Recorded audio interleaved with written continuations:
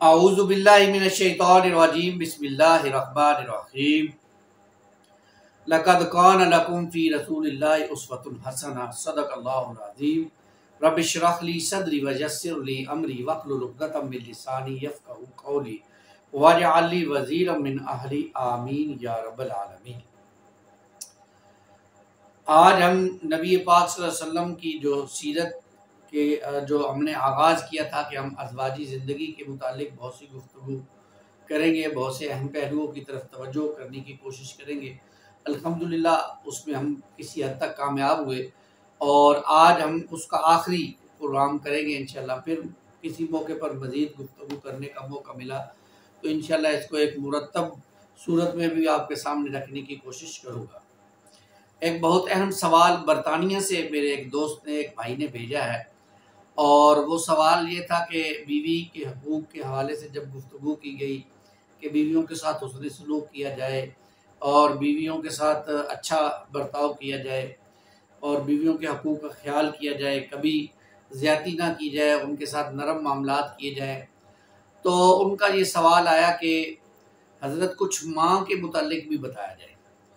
یعنی ان کے کہنے کا مقصد یہ نہیں تھا کہ ماں کے حقوق کے حوالے سے بتایا جائے، یعنی آج ہر مسلمان کو معلوم ہے کہ ماں کے حق بہت بڑے ہیں، اور اللہ تعالیٰ کے حقوق کے بعد والدین کے حقوق ہیں، اور اس میں بھی والدہ کا حق 3 گنا زیادہ ہے۔ یہ یعنی ہر مسلمان کو تقریباً پتہ ہے، اللہ یہ کہ کوئی عمل نہ کرے تو علیحدہ بات ہے، لیکن معلوم سب کو ہے۔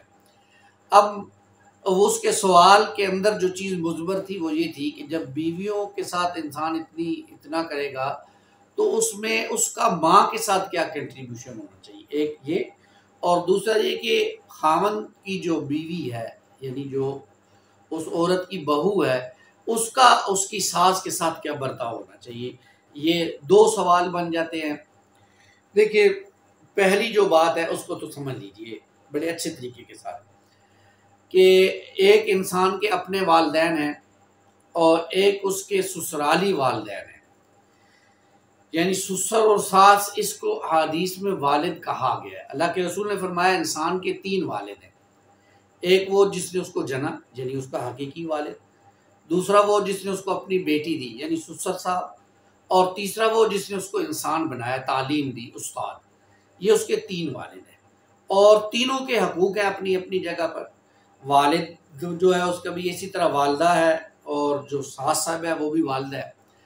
تو پہلی بات تو جس کو سمجھ لیجئے کہ شرعاً، اصولاً، قانوناً ہمارے ہاں بہت سے لوگ یہ کہتے ہیں کہ عورت کے اوپر ساس سسر کی خدمت فرض نہیں ہے، فرض نہیں ہے۔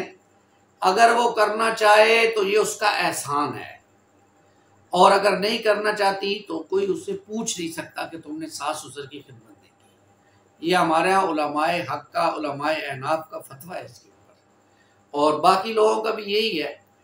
البتہ میں نے بھی اس سلسلے میں بہت مطالعہ کیا الحمدللہ، اور میں یہ سمجھتا ہوں کہ کسی حد تک تو یہ بات ٹھیک ہے، لیکن جب یہ بات کچھ ان پڑھ لوگوں کے یا جن کے پاس علم کم ہوتا ہے ان کے ہتھے چڑھ جاتی ہے یا چڑھ گئی ہے، تو اس سے معاشرے میں فساد برپا ہوا ہے۔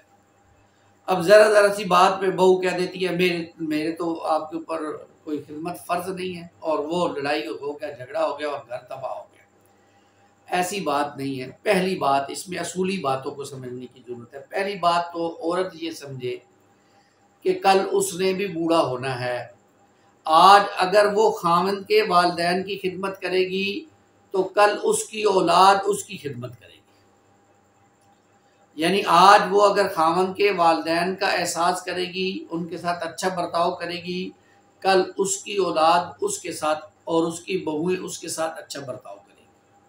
یہ مکافات عمل ہے دنیا، اس کو سمجھ لیجیے۔ آج اگر وہ اچھا عمل نہیں کرے گی، کل اس کے ساتھ بھی اچھا عمل نہیں ہوگا۔ ایک بات۔ دوسری بات یہ ہے کہ دیکھیں، اللہ تعالیٰ نے کچھ انسان کے حقیقی رشتے بنائے ہیں والد سے، اور کچھ سسرالی رشتے ہوتے ہیں، اور دونوں کے حقوق متعین کر دیے ہیں۔ ان کے ساتھ حسن سلوک جیسے والدین کے ساتھ ہے، ایسے ساس سسر کے ساتھ بھی حسن سلوک ہے۔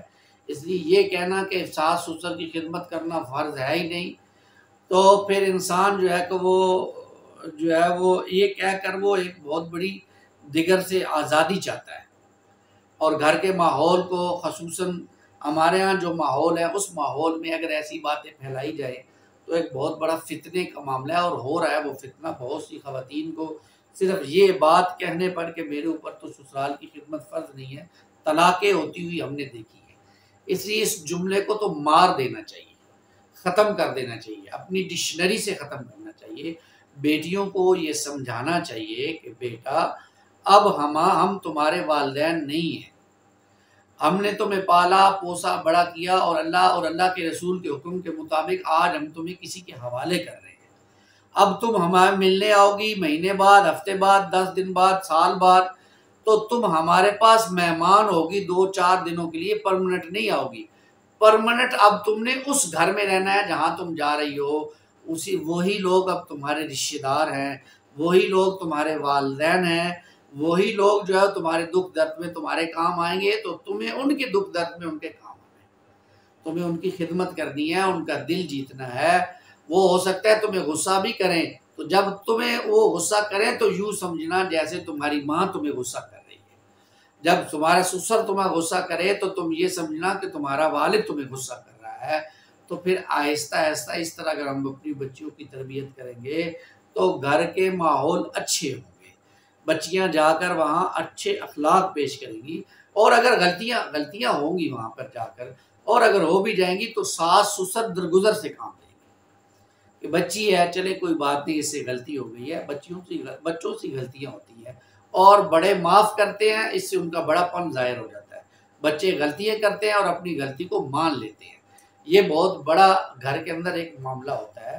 اس لیے یہ بات پھر عرض کر رہا ہوں، یہ ہم نفل فرض اور مستحب کے باہر نکلیں۔ دیکھیں اچھا سلوک کرنا مسلمانوں کے ساتھ یہ بہت بڑا عمل ہے، اور پھر ان رشتہ داروں کے ساتھ جو آپ کے اللہ نے بنا دیے ہیں ان سے اچھا سلوک کرنا، تو یہ تو بہت بڑا اجر اور فضل والا کام ہے۔ تو اس لیے اپنی بیٹیوں کو یہ تربیت ہے۔ پھر یہ کہ داماد جو ہے، داماد کے بھی کچھ حقوق ہے نا، داماد کو کچھ رسپیکٹ ملنی چاہیے، کچھ اس کو عزت افزائی ہونی چاہیے۔ ہر وقت داماد کے حوالے سے انسان بدگمان نہ رہے، اور جب داماد آ جائے اسے خوش خلقی کے ساتھ ملا جائے، اس کی عزت افزائی کی جائے۔ اور اگر کبھی بچی اور داماد میں کوئی جھگڑا ہو جائے تو والدین کا کام یہ نہیں ہے کہ اس جھگڑے کو ہوا دے، بلکہ والدین کا کام یہ ہے کہ اس جھگڑے کو ختم کریں، مٹانے کی کوشش کریں۔ دیکھیں بچوں سے غلطی ہو گئی ہے، بڑوں کے پاس آ گئی ہے، تو بڑوں کا کام کیا ہے کہ اس کو ہوا دے، اس کو خبر سے اخبار بنا دے، سارے شہر کو بتا دے۔ نہیں، بڑوں کا کام یہ ہے کہ اگر بچی کی غلطی ہے تو اس کو سمجھائیں، بیٹا یہ تمہارا گھر ہے، یہ غلطی ہو گئی ہے، کوئی بات نہیں، معذرت کر لو، آئندہ اس غلطی سے اجتناب کرو۔ بچے سے غلطی ہو گئی ہے تو بچے کو سمجھایا جائے، بیٹا تم بھی ہمارے بیٹے ہو، تم سے یہ غلطی ہو گئی ہے، کوئی مسئلہ نہیں ہے، اللہ تعالیٰ تمہاری اس غلطی کو درگزر کرے، معاف کرے، اور تم بھی آئندہ اس چیز کا احتیاط کرے۔ تو بڑوں کا کام یہ ہے کہ دونوں کے درمیان غلط فہمیوں کو دور کر کے دونوں کو قریب لانے کی کوشش۔ لیکن افسوس، صد افسوس، بہت سے گھرانے ایسے ہیں جب بڑوں کے پاس بات پہنچ جاتی ہے تو بڑے اس کو آگ لگا دیتے ہیں، اور وہ جب آگ لگتی ہے تو پھر گھر تباہ ہوتے ہیں، اور ایسے تباہ ہوتے ہیں کہ اللہ کی قسم پھر ان کے درمیان رکھنے ہی پڑ جاتے ہیں، واپسی کے چانس ختم ہو جاتے ہیں۔ تو کوشش میں یہ یاد کر رہا ہوں، میں آپ کو ایک روایت سناتا ہوں، بڑی پیاری روایت ہے، سنیے۔ نبی پاک صلی اللہ علیہ وسلم آپ گئے اماں فاطمہ کے پاس، ہماری اور آپ کی جو ہے وہ ماں فاطمہ، اللہ کے رسول صلی اللہ علیہ وسلم کی بیٹی۔ آپ ان کے پاس گئے اور دیکھا کہ فاطمہ غصے میں ہے، پوچھا بیٹی کیا ہوا؟ کہنے لگی مجھ سے آج علی نے جھگڑا کیا رضی اللہ تعالیٰ عنہ، اور وہ جھگڑے میں غصے میں گھر سے باہر نکل گئے۔ اب رسول کریم صلی اللہ علیہ وسلم بیٹی کو غصے میں دیکھا، پریشانی تو ہوئی ہوگی، ظاہری بات ہے، بیٹی تھی۔ اللہ کے رسول صلی اللہ علیہ وسلم ڈھونڈتے ڈھونڈتے، سیدنا علی رضی اللہ تعالیٰ عنہ، کمال محبت ہے اللہ کے رسول صلی اللہ علیہ وسلم، اپنے داماد کو خود ڈھونڈ رہے ہیں۔ ڈھونڈتے ڈھونڈتے مسجد نبوی میں معلوم ہوا کہ سیدنا علی بیٹھے ہیں، رسول اللہ صلی اللہ علیہ وسلم مسجد نبوی میں پہنچے اور وہاں سیدنا علی سرانہ رکھ کے سر کے نیچے ہاتھ رکھ کے سو رہے تھے یا لیٹے ہوئے تھے. تو آپ نے کہا ابو تراب، جی سیدنا علی رضی اللہ تعالیٰ عنہ کی کنیت تھی. اس پر وہ فوراً اٹھ کر بیٹھ گئے. یا رسول اللہ حکم. فرمایا آؤ میرے ساتھ. آپ نے علی کو لیا اور گھر آ گئے. اب آپ دیکھیں اس واقعے میں بہت حکمت کی بات ہے، آگے بھی میں واقعہ آپ کو سناتا ہوں. آپ علی سے وہیں بھی بات کر سکتے تھے مسجد میں، لیکن گھر کی بات تھی، گھر سے باہر کرنا مناسب نہ سمجھا، اس لیے علی کو لے کے گھر آ گئے. اب گھر آئے اللہ کے رسول صلی اللہ علیہ وسلم اور ایسے زمین پر آپ صلی اللہ علیہ وسلم لیٹ گئے. آپ جب لیٹ گئے اپنے دائیں طرف سیدنا علی کو لٹا لیا، اپنے بائیں طرف اپنے سیدہ فاطمہ رضی اللہ تعالیٰ عنہا کو لٹا لیا. پھر اللہ کے رسول صلی اللہ علیہ وسلم نے اپنے سینے پہ ایک ہاتھ رکھا اور اپنا ہاتھ رکھا. اس ہاتھ کے اوپر آپ نے سیدنا علی کا ہاتھ رکھا، اس ہاتھ کے اوپر اپنی بیٹی فاطمہ کا ہاتھ رکھا. اب یہ 3 ہاتھ ہو گئے، پہلے اللہ کے رسول کا ہاتھ، پھر سیدنا علی کا ہاتھ، پھر سیدہ فاطمہ کا ہاتھ، اور اس کے اوپر پھر رسول اللہ صلی اللہ علیہ وسلم نے اپنا ہاتھ رکھا اور فرمایا تم دونوں کہو ہم دونوں نے جو جھگڑا کیا ہم اس پہ ختم ہو گئے، ہم دونوں راضی ہو گئے، راضی نامہ ہو گیا، ہماری لڑائی ختم ہو گئی. تو دونوں نے یہ کہا اور اللہ کے رسول صلی اللہ علیہ وسلم کا چہرہ مبارک سرخ ہو گیا خوشی سے. آپ مسکرا اٹھے اور آپ باہر نکلے تو لوگوں نے پوچھا کہ یا رسول اللہ صلی اللہ علیہ وسلم آپ کا چہرہ اتنا آج خوشی سے دمک رہا ہے، چمک رہا ہے، ویسے بھی آپ کا چہرہ بہت نورانی اور آج تو اس پہ نور برس رہا ہے. تو فرمایا آج فاطمہ اور علی کی جھگڑا ہو گیا تھا، میں نے ان کی صلح کروا دی. یہ ہے محمد کریم صلی اللہ علیہ وسلم، یہ اسوہ چھوڑا ہے محمد کریم صلی اللہ علیہ وسلم نے سسر کے لیے. اگر کبھی بیٹی روتی ہوئی گھر آ جائے تو صرف بیٹی کی بات سن کر داماد پر چڑھائی نہ کر دینا، داماد کی بات بھی سن لینا اور گھر کو بنانے کی کوشش کرنا، گھر کو اکھاڑنے کی کوشش نہ کرنا. آپ نے کئی مرتبہ فاطمہ کو کہا فاطمہ تکلیفیں آتی ہیں. ایک مرتبہ اماں فاطمہ نے اپنے ہاتھ دکھائے نا، اللہ کے رسول صلی اللہ علیہ وسلم پر کیا بیتی ہوگی جب آپ نے اپنی بیٹی کے ہاتھ دیکھے جو چکی پیس پیس کر اور جو مشکیں تھی وہ لا لا کر آپ کے ہاتھوں پہ نشان بن گئے تھے. اللہ کے رسول صلی اللہ علیہ وسلم کی آنکھوں سے آنسو آ گئے. لیکن پھر کہا بیٹی صبر کر، میری بیٹی صبر کر. یہ اللہ کے رسول کا اصول ہے. تو بھائی گھروں میں مشکلات بھی آتی ہیں، اونچ نیچ بھی آتے ہیں، ایام اوپر نیچے بھی ہوتے ہیں، کبھی بیٹی تکلیف میں بھی ہوتی ہے تو اگر اللہ نے دیا ہے تو اس کی تکلیف کو دور کر دیں. یہ بات بھی یاد رکھیں کہ والدین اگر بیٹی پر کچھ لگاتے ہیں تو احسان نہیں ہے، وہ ان کی بیٹی ہے، چاہے دوسرے گھر بھی چلی گئی ہے تو کوئی مسئلہ نہیں ہے. بیٹیوں پر انسان اللہ تعالیٰ نے یہ حکم دیا ہے کہ اپنی اولاد پہ خرچ کرو، تو وہ شادی کے بعد بھی خرچ کیا جا سکتا ہے.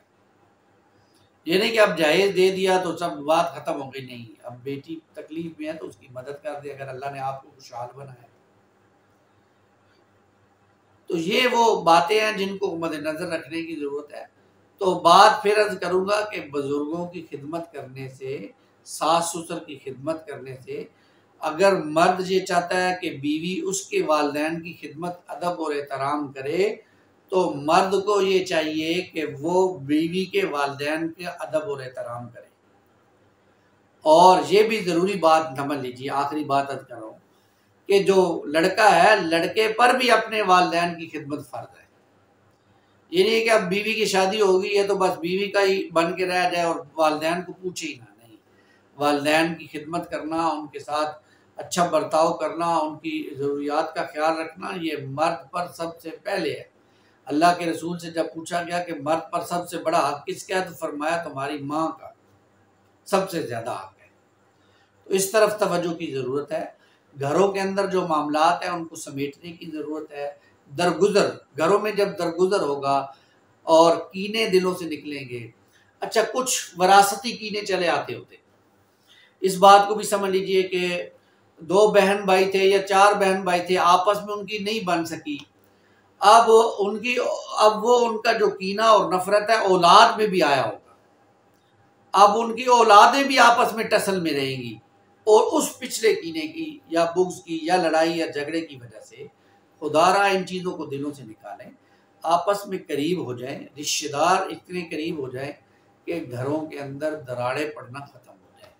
اللہ تعالی ہمیں ایک دوسرے کے بارے میں اچھا گمان کرنے کی، اور خصوصاً میاں بیوی کے درمیان محبت کے پہلوؤں کو اجاگر کرنے کی توفیق عطا فرمائے، اور شریعت کے پہلوؤں کو سامنے رکھ کر زندگی بسر کرنے کی توفیق عطا فرمائے، آمین یا رب العالمین۔ اقول قولی ھذا استغفر اللہ لی ولکم ولسائر المسلمین والمسلمات۔